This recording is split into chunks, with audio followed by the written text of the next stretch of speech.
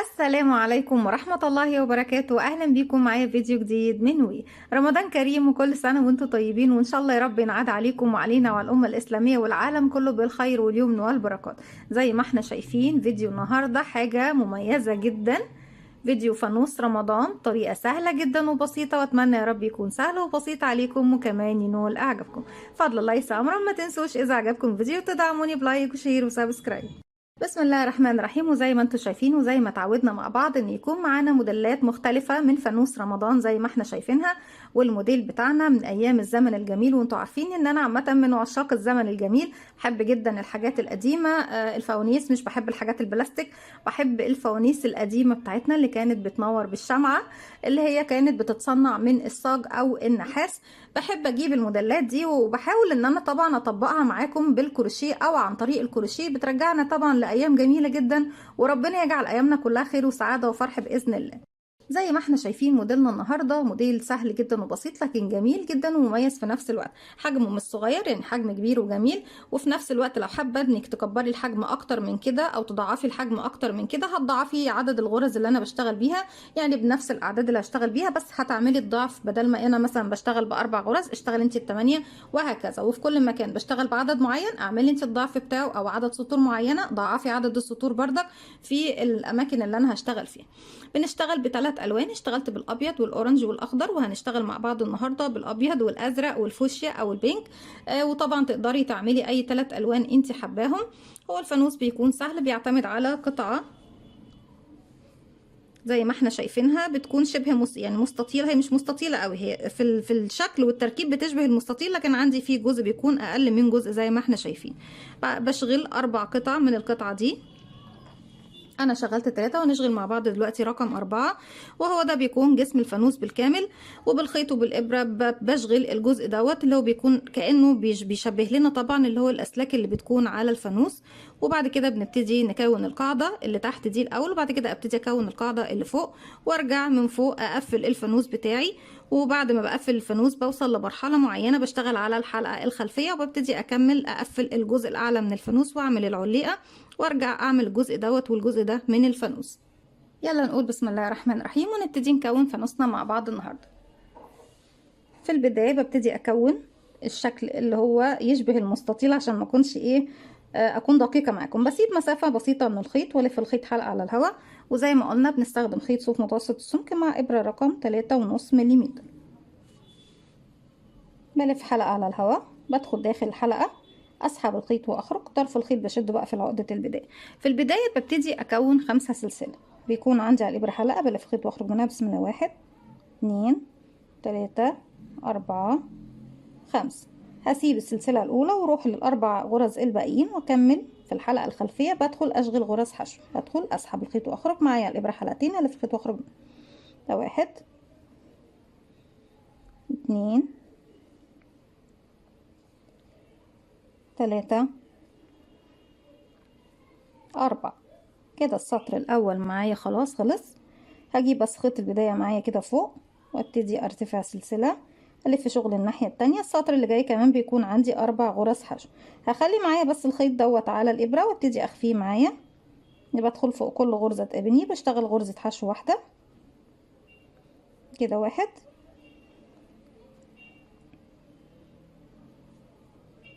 2 3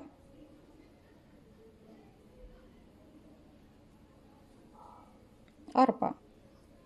بوصل للمرحلة دي خلاص انا مش محتاجة بقية الخيط ده، ابتدي اقصه.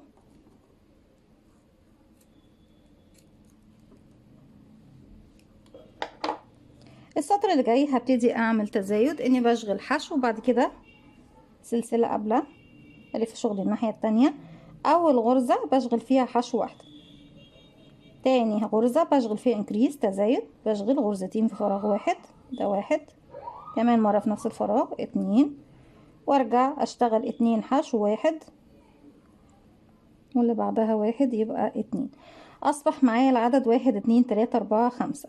السطر اللي جاي والسطر اللي بعده هم بنفس العدد ثبات، 5 غرزة حشو. 1 2 3 4. ما تنسوش الاخيرة بتكون كيرف مايل شوية. 5. كمان مرة برتفع سلسلة والف شغل الناحية التانية وبنفس العدد. 1 2 3 4 5. السطر اللي جاي هنبتدي نعمل تزايد. بشتغل 2 حشو، بعد كده بشتغل تزايد سلسلة. هشتغل 1 بدون تزايد، 2 بدون تزايد، رقم 3 هشغل فيها 2 حشو، 1 كمان مرة في نفس الفراغ، 2 انكريز، وبعد كده 2 حشو بدون تزايد. كده 1 كده 1. اصبح معانا العدد كام؟ 1 2 3 4 5 6. سلسلة وهشتغل السطر اللي جاي بنفس العدد 6 وكمان سطرين بعد منه. يعني العدد معايا بيكون من السطر رقم 7 لرقم 9 بيكون عندي نفس العدد 6 غرزة حشو. ده اول سطر عندي.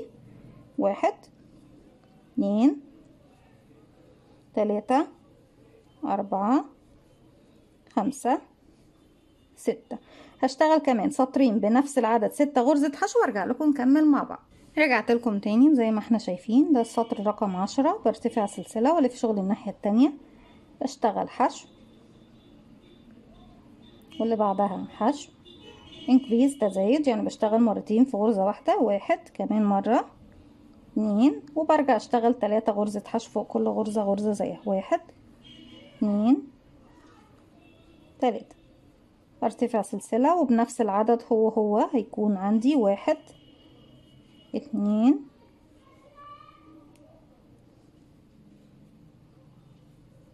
3 4 5 6 7 غرزة حشو. والسطر اللي كمان جاي سلسلة وبشتغل كمان 7 غرزة حشو. 1 2 3 4 5 6 7. كده بتكون القطعة معايا خلصت باللون الابيض. خلاص في المرحلة دي هبتدي اسحب الخيط من الحلقة عندي على الابرة.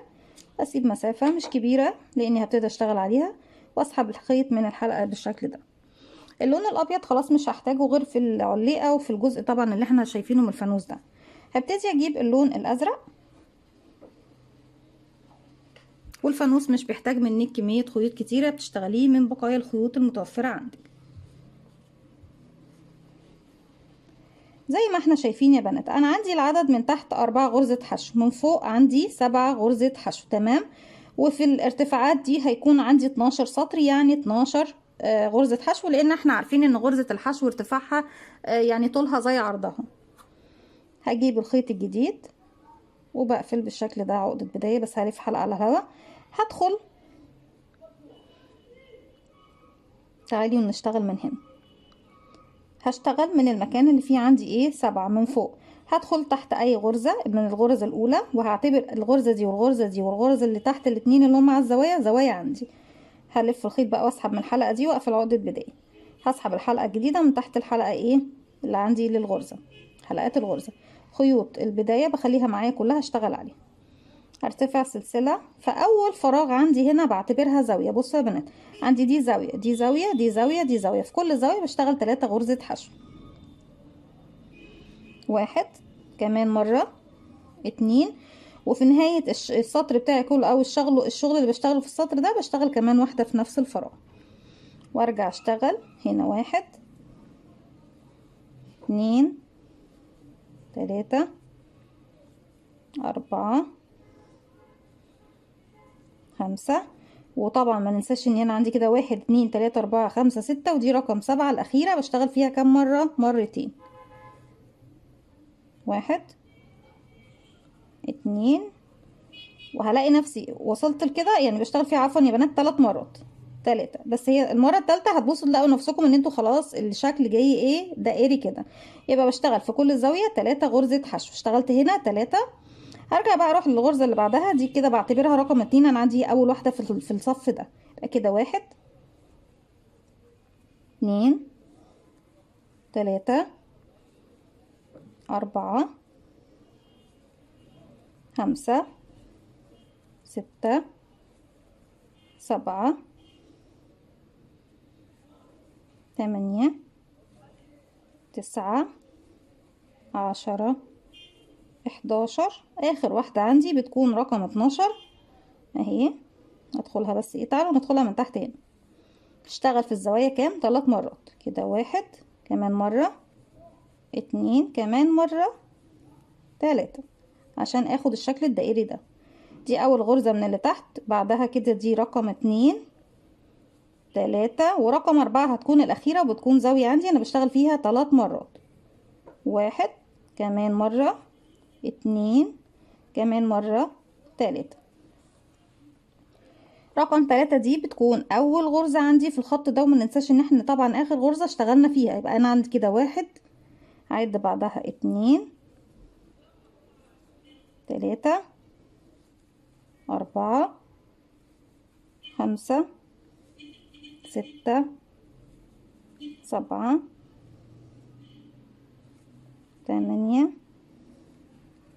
9 10 11 ورقم 12 بشتغل فيها اخر غرزة عندي. وبكده بكون اشتغلت 1 2 3 اللي احنا اشتغلناها مع بعض دلوقتي. بدخل فوق اول غرزة اشتغلتها وبقفل بغرزة منزلقة زي ما احنا شايفين. هبتدي اسحب الخيط، اسيب مسافة من الخيط واقص.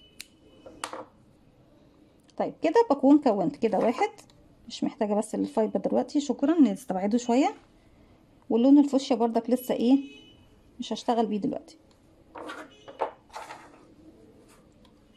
4 قطع من الفانوس. محتاجة ان انا اجمع بقى القطع بتاعتي دي مع بعض بنفس اللون اللي انا بجمع بيه اجزاء اللي هي طبعا الجزء دوت. هبتدي اشتغل بجيب كل جزئين مع بعض من وش الشغل زي ما احنا شايفين كده.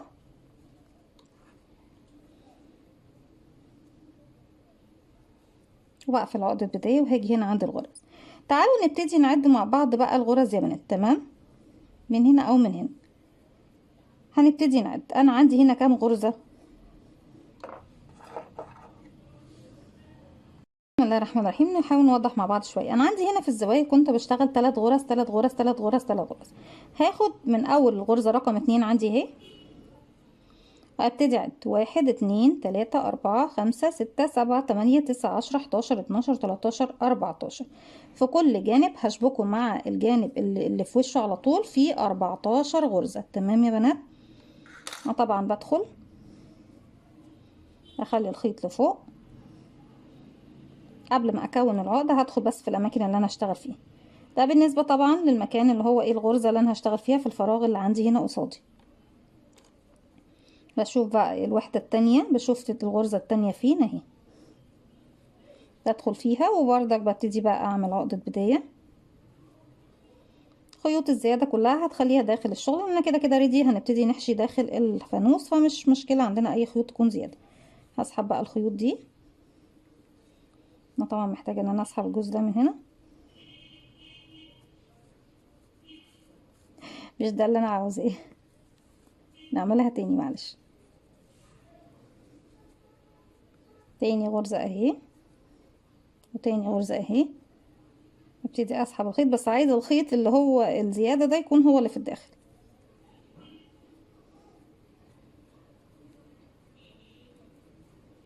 بس كده اهو. والخيط الزيادة هيكون داخل، ما يكونش عندي حاجة باينة من بره. بصوا الخيط اهو اللي هي الشراشيب دي بخليها من الداخل. ابتدي ارتفع سلسلة لمجرد بس تسمح لي ان انا ابتدي اشتغل على الغرز بتاعتي. بدخل تحت الغرزة هنا. انا طبعا دخلت ايه تحت الغرزتين اللي هي رقم 2 من هنا ورقم 2 من هنا، فبالتالي مش هشتغل عندهم تاني. هدخل تحت الغرزة اللي بعدها واللي وراها، اشوف حرف الفي ليها فين اهو، اسحب الخيط واخرج من الحلقات كلها بغرزة منزلقة. يبقى كده 2 3 4 5 6 7 8 9 10 11 12 13. اخر غرزة عندي هنا اهي فين ورا اهي 14. كده بكون خلاص. بصوا شبكت الجزء ده، وهي تدينا كده طبعا الجانب يكون بارز بالشكل الجميل ده. بعد كده هسحب الخيط واخرج من الحلقة اللي عندي على الابرة، هسيب مسافة من الخيط وابتدي اقص. الخيط ده طبعا انا محتاجة ان انا اسحبه في الداخل بالشكل ده، وكل اطراف الخيوط اهي عندنا.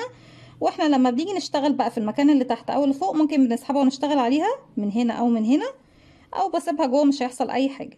وابتدي اكون بقى كل الاجزاء بتاعتي بنفس الطريقة،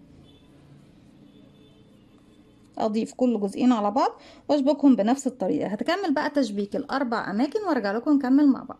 رجعت لكم تاني، وبالشكل ده كده خلاص قفلنا القطعة بتاعتنا كلها. تعالوا بقى نعمل القطعة اللي بتكون مربعة، اللي هي طبعا بنقفل بيها الجزء ده. الجزء ده احنا بنشتغل عليه مرتين، مرة بشتغل القطعة اللي هنشوفها دلوقتي، ومرة بشتغل الجزء اللي هي بيكون قطعة الفانوس نفسها، قاعدة الفانوس عفوا نفسها. هنبتدي نكون دائرة سحرية على 2 من الاصابع، واسيب مسافة من الخيط والف الخيط بالشكل ده حلقة على ايدي. ارجع للامام، اجيب الخيط عكس بعض بشكل حرف الاكس، وارجع تاني للخلف والف ايدي الناحية التانية. اتكون عندي حلقتين، بنزل تحت الاولى، اسحب من تحتها الحلقة التانية، الف ايدي الناحية التانية، وواحدة واحدة اخرج الخيط من على ايدي، واتاكد ان طرفين الخيط داخل الدائرة السحرية. طرف خيط البداية بتحافظ عليه عشان يقفلك الدائرة السحرية في النهاية، اما طرف الخيط المتصل بالشلة ببتدي ارفعه على ايدي عشان اعرف اشتغل. ما ينفعش اشتغل داخل الدائرة قبل ما اقفلها، هلف الخيط واخرج من الحلقة اللي عندي على الابرة بسلسلة، وبكده بكون قفلت الدائرة السحرية. لو الدائرة السحرية واسعة، شدي خيط البداية اقفليها زي ما انت ضيقيها زي ما انت عاوزة، وفي النهاية طبعا بنشد الخيط بنقفلها خالص. بيكون عندي هنا الدائرة السحرية بدخل اشتغل بداخلها 8 غرزة حشو. 1 2 3 4 5 6 7 8. بشد بقى خيط البداية خالص، اقفل الدائرة كويس. ابتدي اعمل انكريز تزايد على كل الغرز، يعني فوق كل غرزة بشتغل مرتين. خيط البداية بسحبه معايا في الخلف، وابتدي كده اول غرزة 1 2 رقم 2 بشتغل فوقيها 1 2 رقم 3 1 2 رقم 4 1 2 5 1 2 رقم 6 رقم 7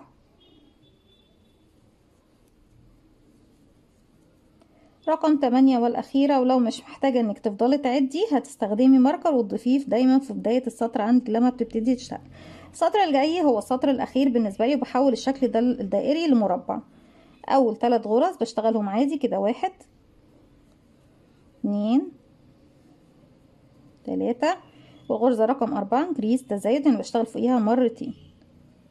1 عفوا بشتغل 3 غرز 2، وكمان مرة، يعني في المعتاد بنشتغل مرتين. تمام يا بنات؟ لا المرة دي هشتغل 3 غرزة حشو في فراغ 1. ارجع اكرر 1 1 1، والغرزة اللي جاية رقم 4 بشتغل فيها 3 1 2 كمان مرة 3، واكرر دوت لغاية ما بوصل لنهاية السطر. بيكون عندي شكل مربع مكون من 24 غرزة حشو. رجعت لكم تاني في نهاية السطر عندي 24 غرزة حشو. هروح عند اول غرزة اشتغلتها بقفل بغرزة منزلقة. خلاص كده الشكل المربع بتاعي تمام. واسحب بقى الخيط من هنا، اسيب مسافة كافية تسمح لي ان انا اخيط الجزء ده في قاعدة الفانوس. قبل ما ابتدي اقفل القاعدة هبتدي اشتغل بس ايه القاعدة بتاعت الفانوس نفسها، وقبل كمان القاعدة هنبتدي نعمل الشكل ايه الاسلاك اللي بتكون على جسم الفانوس نفسها. دي طبعا بتكون بإبرة التنظيف او بإبرة الخياطة عادي جدا.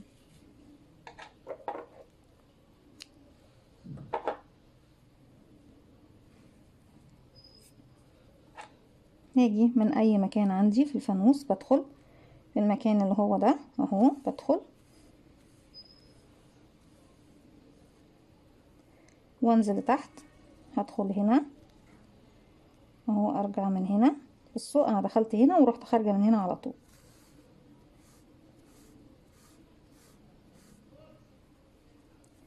وارجع تاني اروح لفوق، واروح بقى خارجة للمكان اللي هي ايه الواحدة التانية او الشكل التاني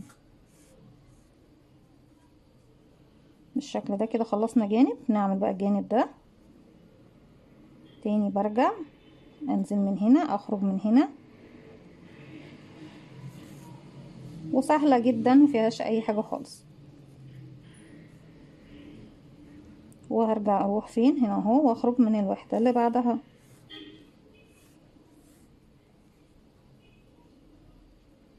وبكرر لغاية ما بخلص الاربع جوانب من الفانوس.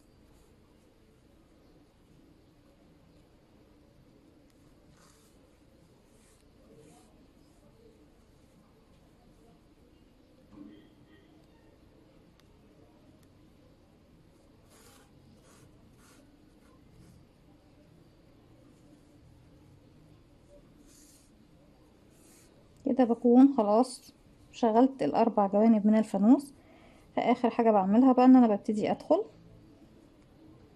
تحت الخيوط، بس اثبت الخيط شوية واخرج بالشكل ده من الخارج، اللي هو طبعا بيكون عندي داخل الفانوس. ظهر الفانوس هبتدي اثبت خيطي كويس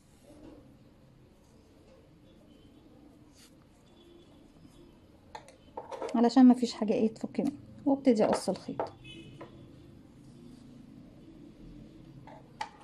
كده بكون طبعا الجزء ده كمان خلاص شكرا، وكمان الجزء ده شكرا. تعالوا بقى نبتدي نشغل، هنبتدي نستخدم اللون التاني المختلف. تعالوا ناخد بقى اللون الفوشيا ونبتدي نشغل الجزء ايه الباقي من الفانوس.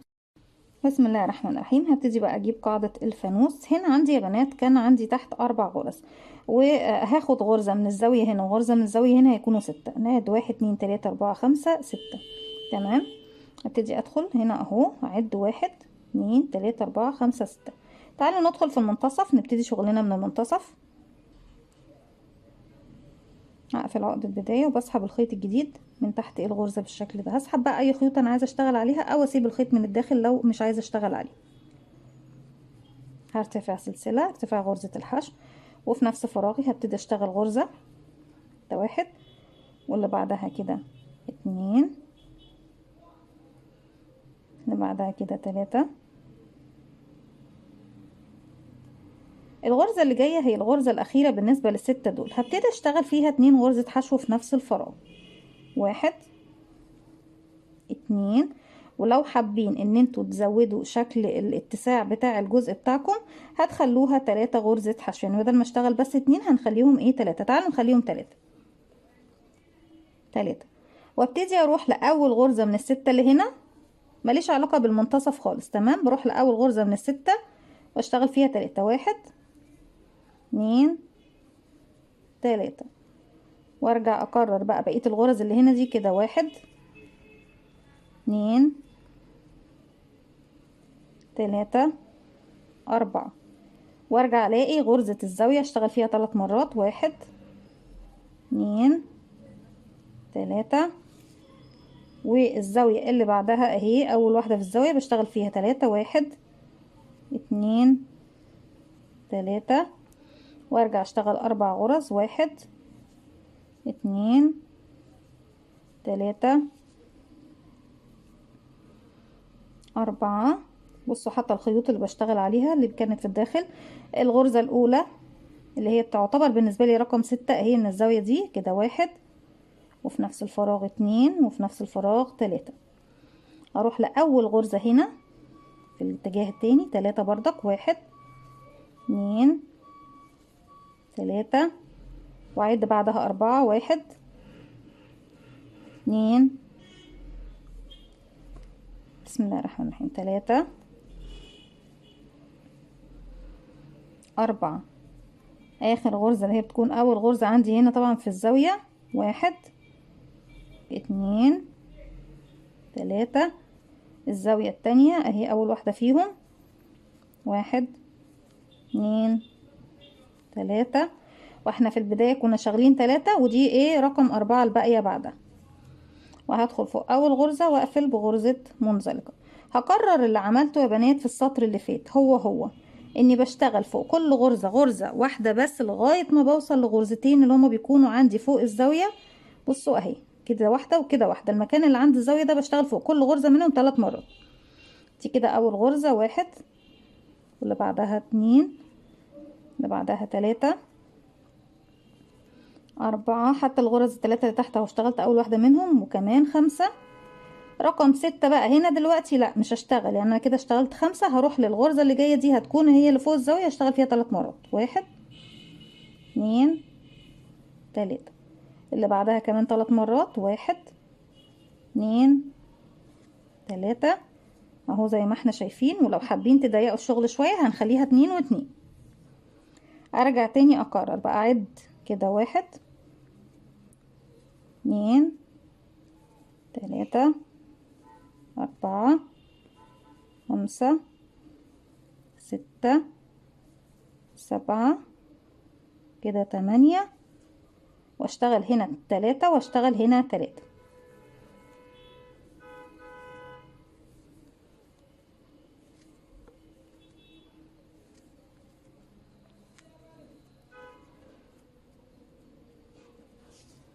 وبكمل لغاية ما بوصل لنهاية السطر بنفس الطريقة، ان بشتغل فوق الغرز العادية غرزة واحدة بس، لكن فوق الغرزتين اللي عند الزاوية 3 و3 او 2 و2 يا بنات، على حسب ما انت حابة طبعا الاتساع بتاعك اللي هنا. هكمل وارجع لكم. رجعت لكم تاني، وفي نهاية السطر بروح لأول غرزة اشتغلتها وبقفل بغرزة منزلقة. لو حابين تشتغلوا سطر كمان بنكرر بنفس الطريقة، ان برتفع سلسلة وبشتغل فوق كل غرزة غرزة لغاية ما بوصل ليه غرزتين الزاوية اهي، واحد، اتنين، بشتغل فوق كل غرزة منهم مرتين او 3. بالنسبة للفانوس الاول عندي انا كنت بشتغل في الزوايا 2 غرزة في كل فراغ، يعني 2 و2 مش 3 و3. لكن انا طبعا حبيت ان انا اقول لكم بدائل، بحيث ان لو حابة تكبري الجزء طبعا الخاص بالقاعدة بتخليهم 3 و3. فانت عندك الاختيار، اما انك تشتغل 2 و2 او 3 و3. هكمل سطر بنفس الطريقة كمان وارجع لكم نشبك الجزء الاخير مع بعض. في نهاية السطر رقم 3 بنفس الطريقة بنقفل بغرزة منزلقة، او اني بسيب مسافة من الخيط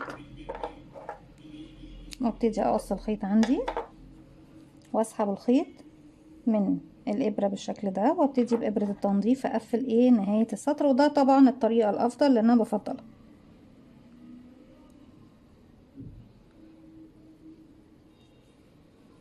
نبتدي عندي هنا اول غرزة مش هشتغل فيها، هسيب اول غرزة واروح لتاني غرزة بنزل تحت حرف الفي، اسحب الخيط بالشكل ده اهو، ارجع اجيب الخيط للناحية دي.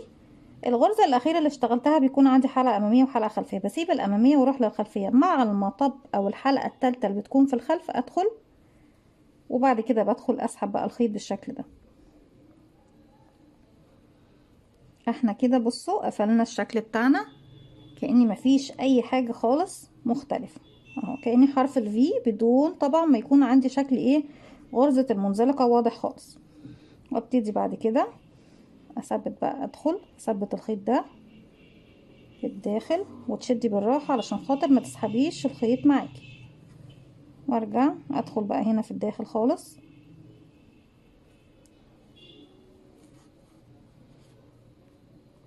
وكل الخيوط الزيادة بتكون عندي في الداخل. تعالوا بقى نبتدي نشبك الجزء ده.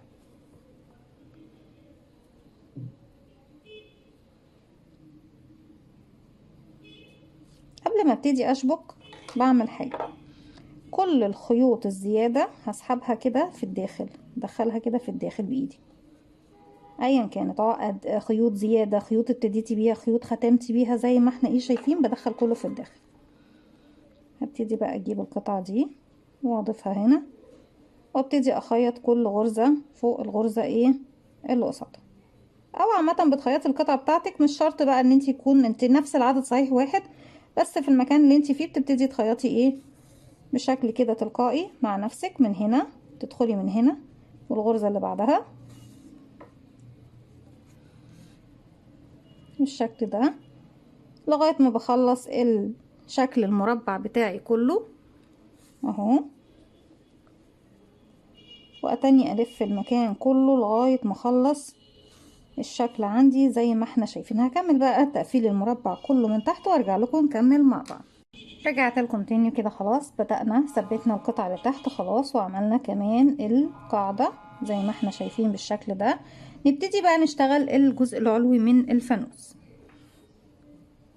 واكيد طبعا ابتدينا في حشو الفايبر. هسيب مسافة من الخيط والف بالشكل ده خيط حلقة على الهواء.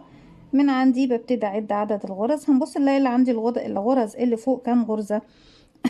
عفوا انا كان عندي 7 وزودت غرزة من الزاوية هنا وغرزة من الزاوية هنا، بقى 1 2 3 4 5 6 7 8 9 غرزة حشو.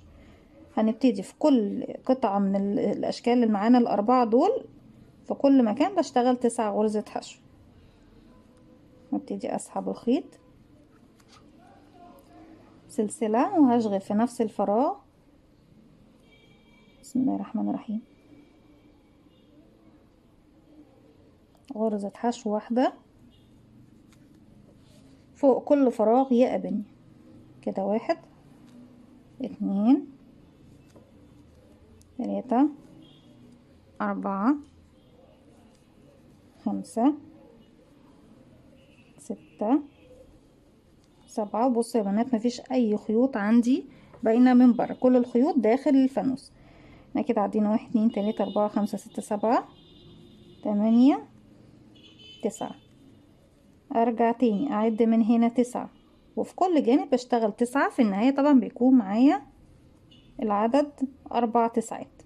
اكمل بقى على الفانوس بالكامل وارجع لكم تاني نكمل مع بعض. رجعت لكم تاني والسطر ده كله كده بقى معايا 36 غرزة حشو. هجيب الشغل بتاعي كده للداخل وابتدي اسحب خيط اللي انا رافعاه عندي هنا اللي هو الحلقة الاساسية، هسحبه من الداخل بالشكل ده. هبتدي اشتغل من المكان اللي انا فيه. انا عملت كده عشان عايزة اشتغل من الداخل. هبتدي ارتفع سلسلة والسطر اللي جاي كله هشتغله على الحلقة الخلفية الباك لوب. ادي يكون عندي حلقة امامية بصوا اهي، هسيبها وهروح للباك لوب الحلقة الخلفية. لكل الغرز الموجودة عندي 36 غرزة زي ما هما، كل غرزة فوقيها غرزة واحدة بس في الحلقة الخلفية. بسيب الامامي وبروح الحلقة الخلفية الباك لوب اشغل فيها غرزة حشو.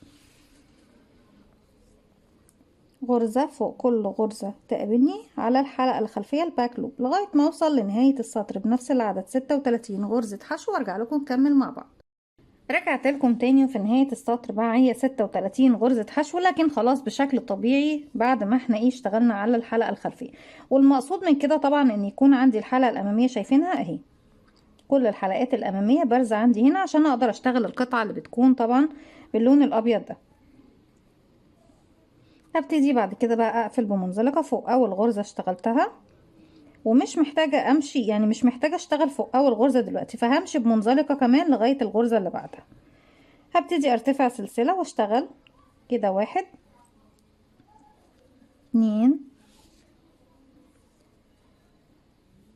3 عفوا 4 5 6 7. 7 حشو اشتغلتهم طبعا باستثناء الزوايا. هاجي بقى الغرزتين الزاوية دي ودي وهبتدي اعمل فيهم تناقص ديكريس. بدخل في اول حلقة امامية للغرزة الاولى والحلقة الامامية كمان للغرزة التانية، اسحب الخيط واخرج من الحلقتين وارجع اسحب من حلقتين. ارجع تاني بكرر 7 غرزة حشو بشتغل فوقيهم غرزة واحدة لكل غرزة. عفوا 1 2 3 4 5 6 7. ديكريس بعمل تناقص في غرزتين الزاوية. المكان اللي هو فوق المكان الزوايا ده يا بنات هو ده اللي بعمل فيه تناقص. الحلقة الأمامية للغرزة الأولى والحلقة الأمامية للغرزة اللي بعدها أسحب الخيط وأخرج من حلقتين، أرجع أسحب وأخرج من حلقتين وأكمل لغاية ما بوصل لنهاية السطر. هكمل وأرجع لكم. رجعت لكم تاني في نهاية السطر طبعا آخر غرزتين اللي هما في الزوايا ببتدي أعمل عليهم تناقص وأقفل بغرزة منزلقة وبكرر تاني إن بمشي بمنزلقة لغاية الغرزة رقم 2. أو إنك تبتدي توصلي الخيط مش بقى توصليه في البداية، اوصليه في المنتصف هنا يا بنات وابتدي اشتغلي بشكل طبيعي. انك بتشتغلي على الغرز كلها طبيعي لغايه ما توصلي لغرزتين الزاويه وبعد كده تعملي تناقص. من نفس المكان اللي انا فيه برتفع سلسله وبشغل 1 2 3 4 5 6 وهاجي لغرزتين الزاويه بشغل فيهم تناقص وبجمعهم الاتنين مع بعض. ارجع بكرر 6 غرزة حشو 1 2 3 عفوا 4 5 6. وفوق الزوايا بنشغلهم تناقص مع بعض، وبكرر ده لغاية نهاية السطر. السطر اللي فات طبعا كان معايا 32 غرزة، السطر ده هيكون معايا 28 غرزة حشو. هكمل وارجع له. رجعت لكم تاني في نهاية السطر بردك كالمعتاد، الغرزتين اللي في الاخر بشغل فيهم تناقص. بروح لأول غرزة اشتغلتها بشوفها فين اهي، وبمشي بمنزلقة للغرزة اللي بعدها وابتدي شغلي من الغرزة دي.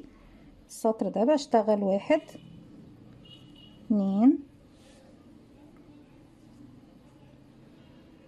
3، وطول ما انتي شغالة بتحشي الفايبر بتاعك 4 5. كده عندي كام؟ 1 2 3 4 5، وكده 2 الزاوية تناقص، واكرر 5 تناقص 5 تناقص لغاية ما بوصل لنهاية السطر. وطبعا في نهاية السطر بيكون معايا 24 غرزة حشو.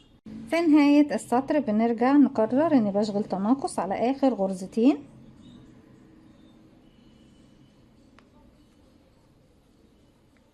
بروح لاول غرزة وبقفل بغرزة منزلقة في نفس المكان بقى اللي انا فيه، برتفع سلسلة. والسطر ده طريقتي في التناقص هتكون 2 حشو تناقص 2 حشو تناقص، يعني حشو حشو تناقص لغاية ما اوصل لنهاية السطر بيكون معايا 18 غرزة حشو. كده 1 1 وتناقص، بدخل الحلقة الامامية لاول غرزة والحلقة الامامية لتاني غرزة، واسحب الخيط واخرج من حلقتين واسحب واخرج من حلقتين، واكرر دوت لغاية ما اوصل لنهاية السطر ب 18 غرزة حشو. 1 1 تناقص ديكريس، بجمع غرزتين مع بعض لغاية ما اوصل لنهاية السطر. هكمل وارجع له. في نهاية السطر اخر غرزتين عندي بيكون فيهم تناقص. السطر اللي جاي بس طبعا نقفل بمنزلقة الاول، برتفع سلسلة وبشتغل حشو تناقص حشو تناقص لغاية ما اوصل لنهاية السطر بيكون معايا 12 غرزة حشو. حشو واحدة وبعد كده ديكريس تناقص، وارجع تاني اكرر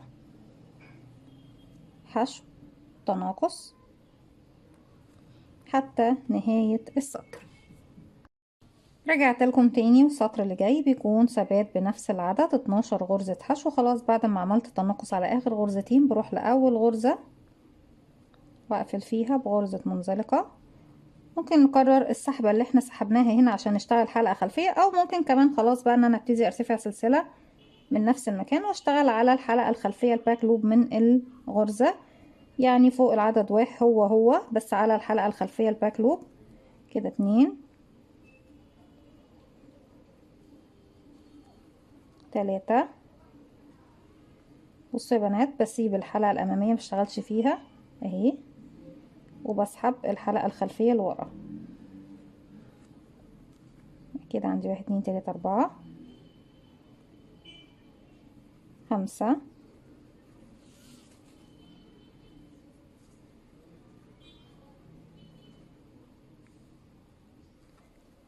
6 7 8 9 10 11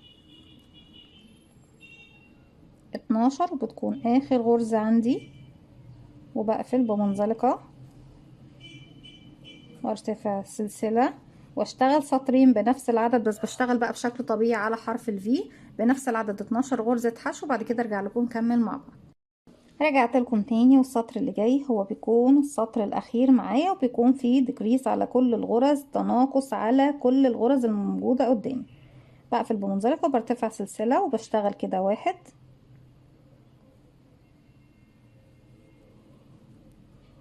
2، تاني مرة بعمل فيها تناقص 3 4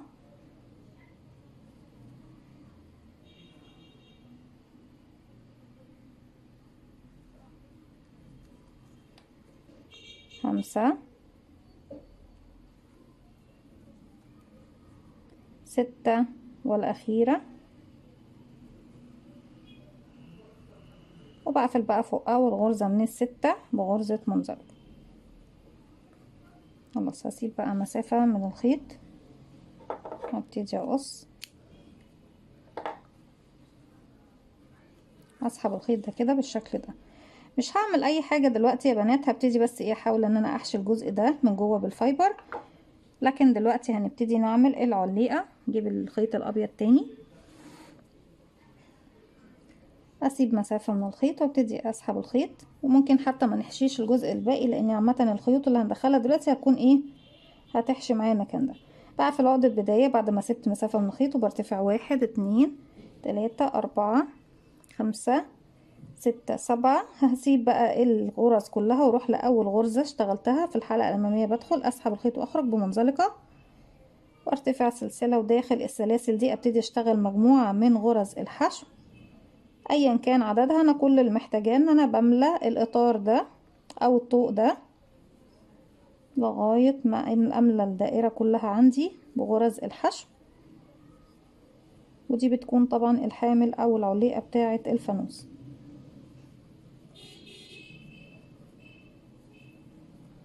خلاص في اول غرزة بقى اشتغلتها برجع تاني ادخل اقفل بغرزة منزلقة، هسحب الخيط وهخرج، هسيب مسافة من الخيط، اسحب الخيط ده كده زي ما احنا شايفين. هبتدي ادخل الخيط ده داخل الفانوس بتاعي بأي وسيلة.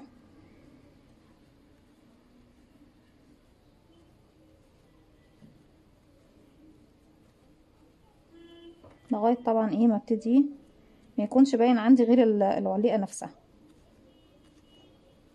هي عامة طريقة مختلفة شوية، احنا دايما كنا بنعمل الجزء العلوي من الفانوس منفصل لوحده، بس انا حبيت ان يكون كل الفانوس متجمع مع بعض. بس كده بالطريقة دي خلاص بقى هنقفل اخر الفانوس. بعد ما نضمنا الخيط هبتدي وانا بقفل الجزء ده هبتدي ادخل كده واخد معايا العليقة وادخل في الجزء التاني، يعني اثبتها معايا وانا ايه بقفل اخر جزء من الفانوس يا بنات. ارجع اجي هنا في الجنب، هدخل من وانا بدخل في المكان ده هسحب معايا الجزء الابيض اهو، واخرج من الاتجاه التاني وافضل اثبت بقى. أنا عشان بس الخيط فك معايا ومش هفضل طبعا ان انا قدامكم الضم الخيط واضيع عليكم الوقت.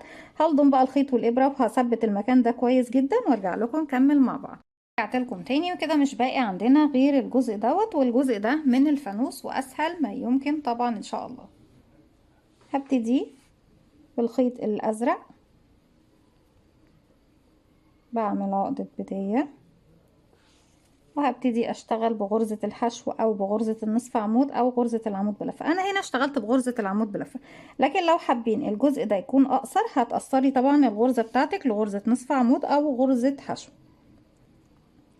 بيكون عندي على الابرة حلقة بلف لفة، وباجي هنا بقى فاكرين الحلقات اللي هي كانت عندي الامامية اللي انا كنت سايباها، هبتدي ادخل فوق اي غرزة منهم اهي، اسحب الخيط واخرج، الف الخيط واخرج من حلقتين، ارجع الف الخيط واخرج من حلقتين زي ما احنا شايفين بالشكل ده.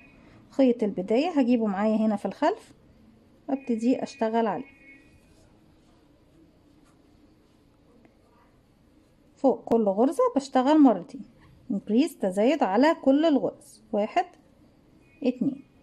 الغرزة اللي بعدها بدخل على الحلقة اهي الامامية بتاعتي ومعايا طرف الخيط واشتغل 1 كمان مرة 2، وبكرر دوت لغاية ما بلف الدوران كله على ال 12 غرزة عمود بلفة. بيكون معايا 12 غرزة حشو، بيكون معايا 24 غرزة عمود بلفة. هكمل وارجع لكم. في نهاية السطر طبعا فوق اول غرزة اشتغلناها بدخل وبقفل بغرزة منزلقة، او زي ما احنا طبعا متعودين علشان يكون شغلنا وتقفلنا نضيف بسيب مسافة من الخيط وابتدي اقفلها، اسحب بقى الخيط من هنا واقفلها بإبرة التنظيف. كده طبعا بتكون افضل من ان انتي ايه تقفليها بشكل طبيعي بغرزة المنزلق. هسيب اول غرزة واروح لتاني غرزة، بدخل تحت حرف الفي، اسحب الخيط بالشكل ده، هنزل الخيط تاني هنا، هروح لاول غرزة اشتغلتها، بدخل في الحلقة الخلفية مع الحلقة التالتة اللي في الخلف، واسحب الشغل بتاعي زي ما احنا ايه شايفين بالشكل ده. ببتدي بقى ايه، انا عايزة ادخل بالخيط ده بالشكل ده لغاية هنا،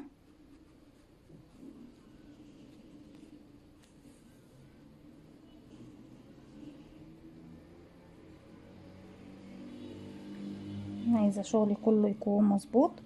وبعد كده ببتدي ادخل داخل الشغل، اسحب الخيط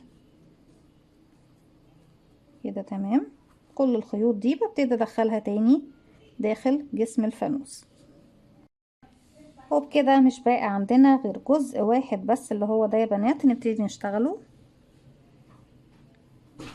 بسيب مسافة من الخيط واقفل بردك عقدة بداية، وابتدي اشتغل بغرزة العمود بلفة، بلف الخيط على الابرة، وباجي هنا من منتصف الشغل عند اي غرزة من الغرز اللي هي طبعا الحلقات اللي كانت عندي امامية انا سايباها، بدخل من تحتها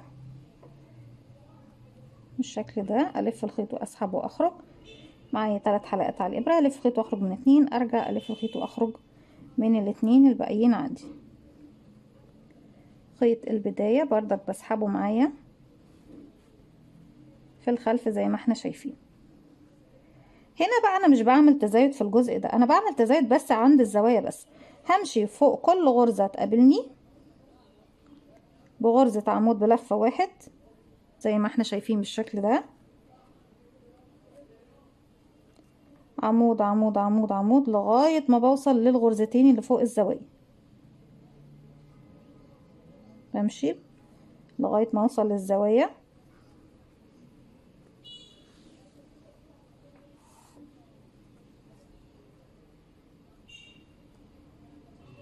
الغرزة اللي جاية، وبعد كده الغرزة اللي بعدها هتكون اول غرزة عندي في الزاوية. داخل الزاوية هشتغل 3 عمود وسلسلة، والسلسلة والغرزة اللي بعدها هشتغل 3 عمود كمان. يعني هنا هشتغل 3 عمود، واحد، كمان مرة، 2، كمان مرة، 3، وهاخد سلسلة واروح للغرزة اللي بعدها واشتغل فوقيها 3 عمود، واحد، 2،